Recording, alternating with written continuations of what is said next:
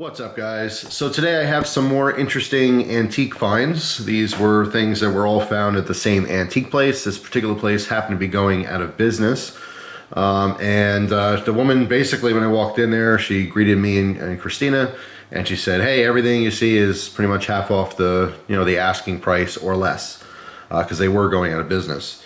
So I thought, all right, cool. We spent some time in there, and of course, me being me, I always find stuff I'm interested in. So these are three different things I ended up picking up, and it was literally like a couple bucks for all this stuff, which was really nice. Actually, these were free, these 2 coins. But I ended up buying this book, which ended up being, I don't know, roughly $5, a little less than $5. And I got this lighter, which was like $1. So we're gonna talk about these. So book, lighter, and some coins. So first I'm gonna focus on the coins. The reason she gave them to me is because she just had no use for them. She didn't really see too much value in it. I was asking if she happened to have any coins. She had them in the register. It's actually pretty sad because she said she used to have a decent coin collection that was out on display. And this is a fairly large place. It was attached to her home. And she said at some point someone came in and stole it. Literally thousands of dollars worth of different types of coins she had on display. They just put it in their pockets, loaded up, and walked out while she was having lunch or something. So, I mean, it's a very sad story, to be honest. Just a reminder that, people could be pretty horrible sometimes. So first we have a Mercury Dime, which is actually in awesome condition. Again, 1943. This has a little over $1 in silver within the coin, but obviously as a coin it's worth a little bit more.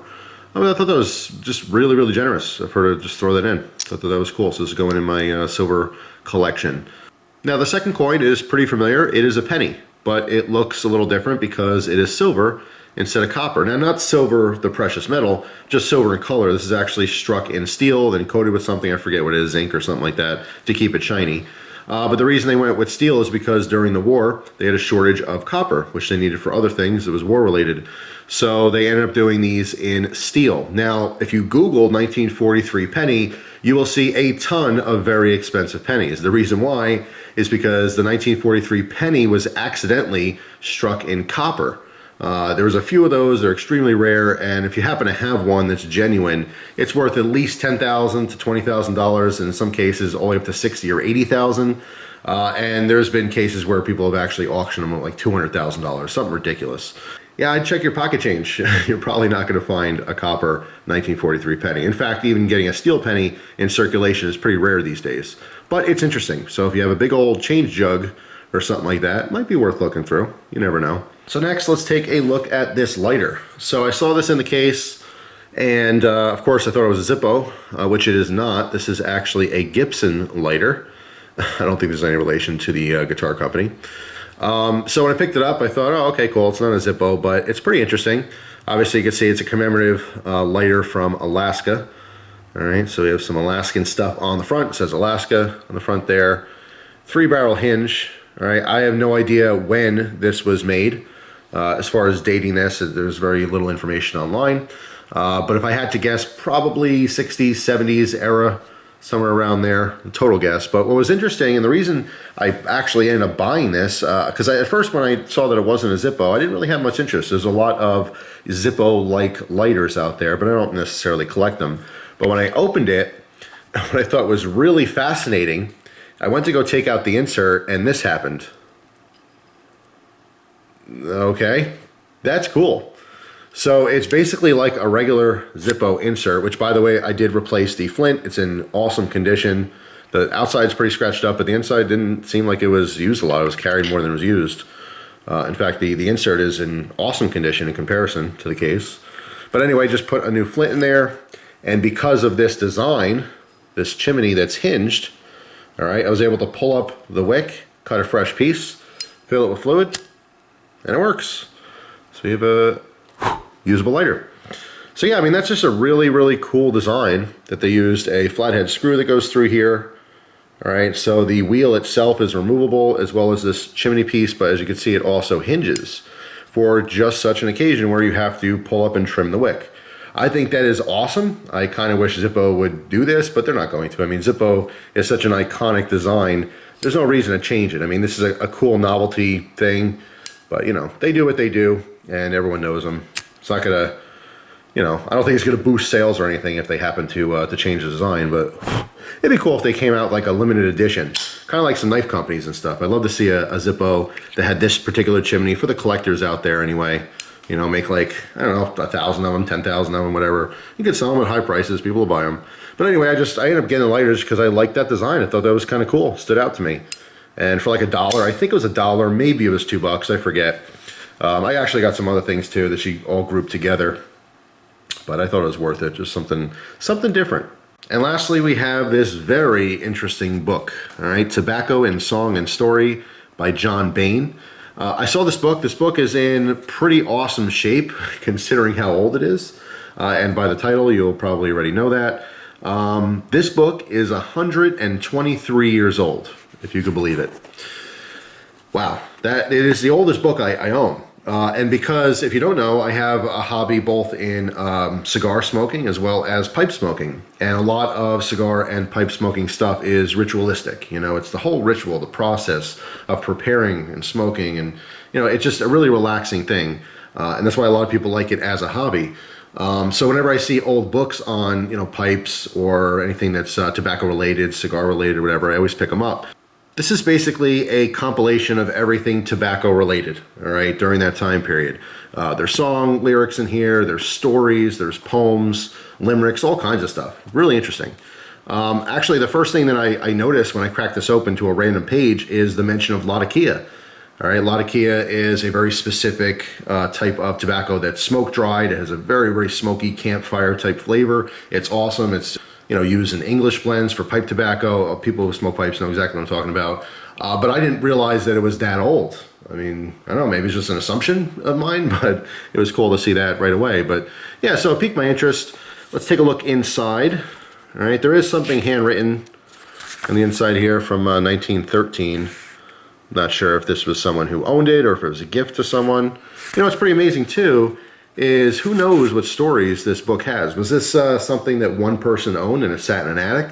Were there 100 different people that owned this book? Were there 1,000 different people? I don't know. It's that old. We'll never know. But it's just pretty interesting. So anyway, we open up, you can see Sir Walter Raleigh. If you're into your pipe smoking, you'll recognize him.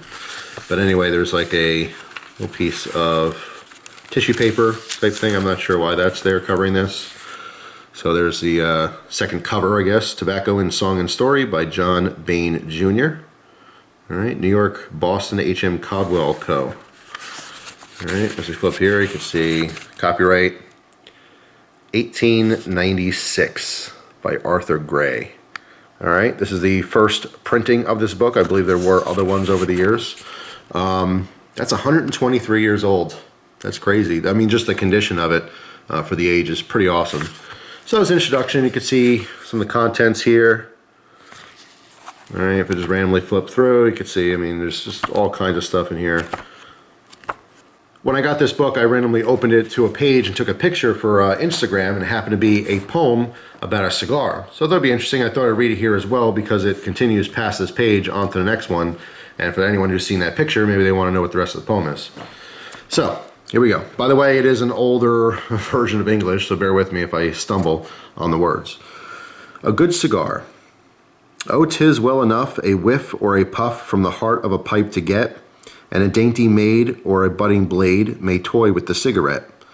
But a man, when the time of a glorious prime dawns forth like a morning star, wants the dark brown bloom and the sweet perfume that go with a good cigar.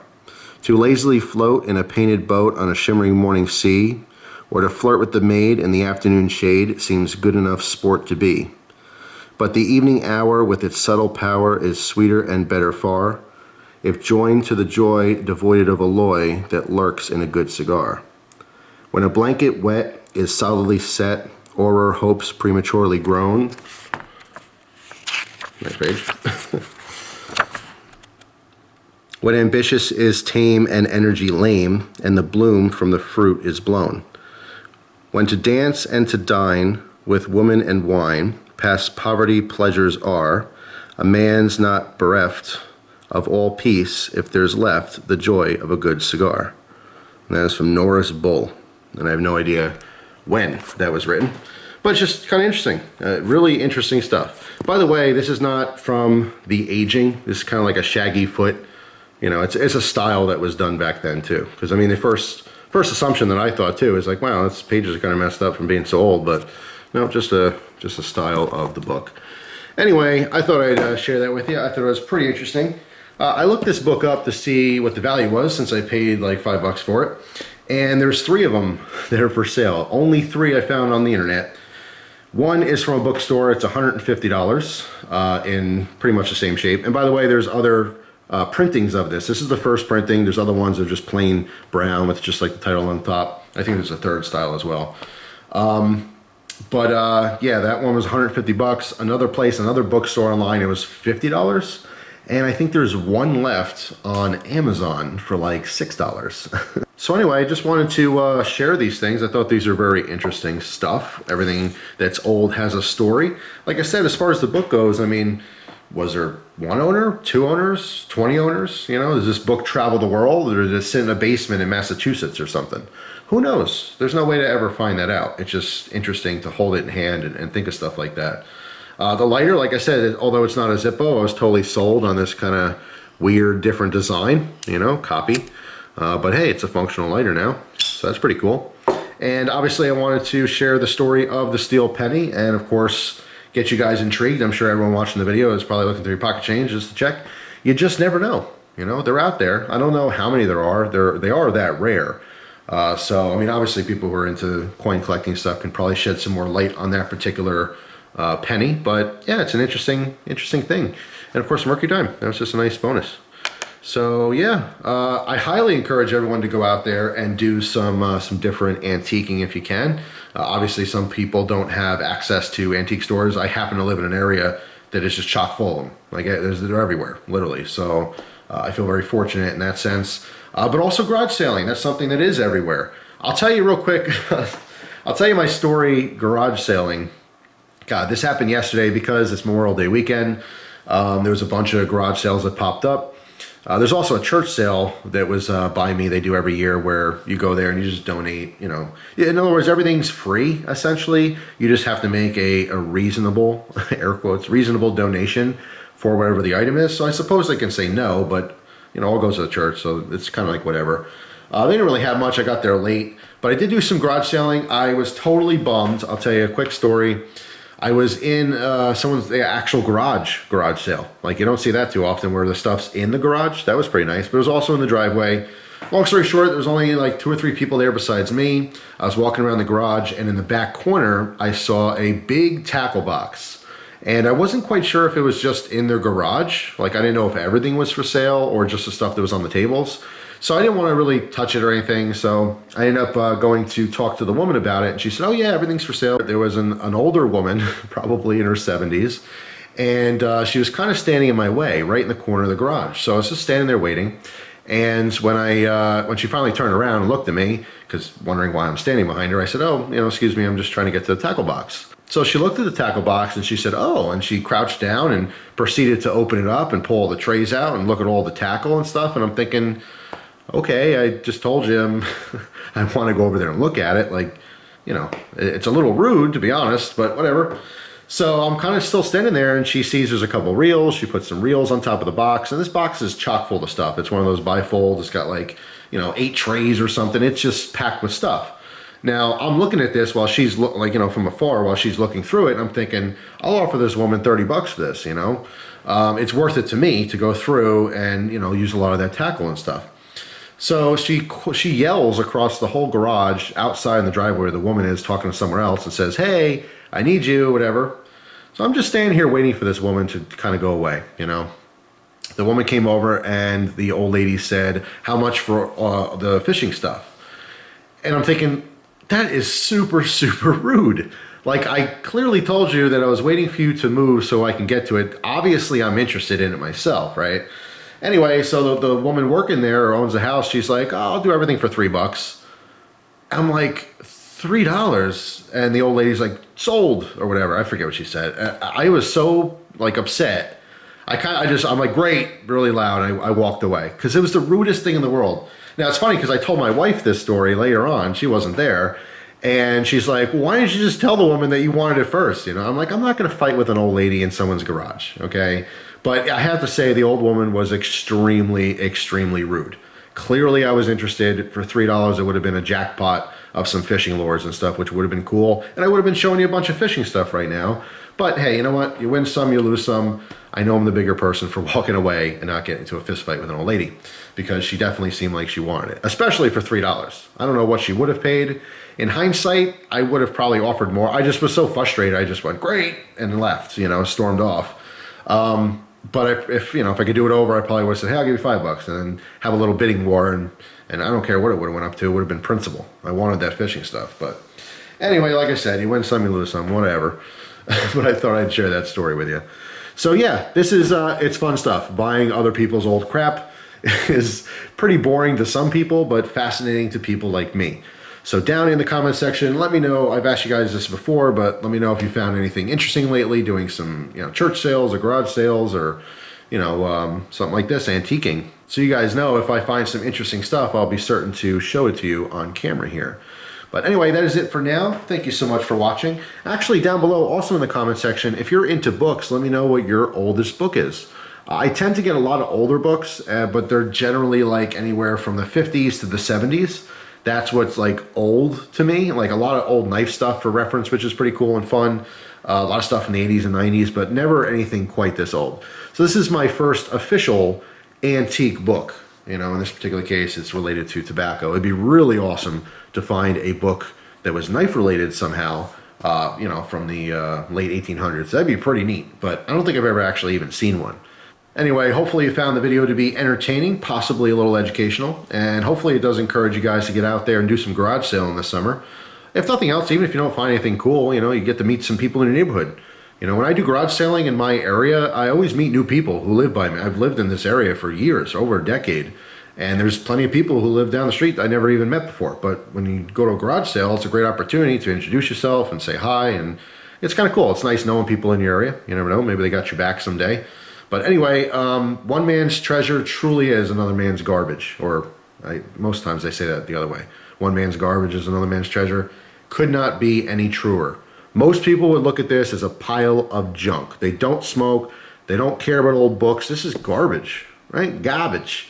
But to me, it's a treasure. Same with the coins and the lighter. It's just kind of cool. So anyway, that's it for now. Hopefully you guys have a wonderful video. If you're new to the channel, I post videos every single day. Can you imagine that? I've been doing it for 10 plus years. Every day. That means tomorrow, there's going to be a brand new video. So if you didn't like this one, come back tomorrow and see if you like that one. Have a good one, guys, and I will see you tomorrow. Take care.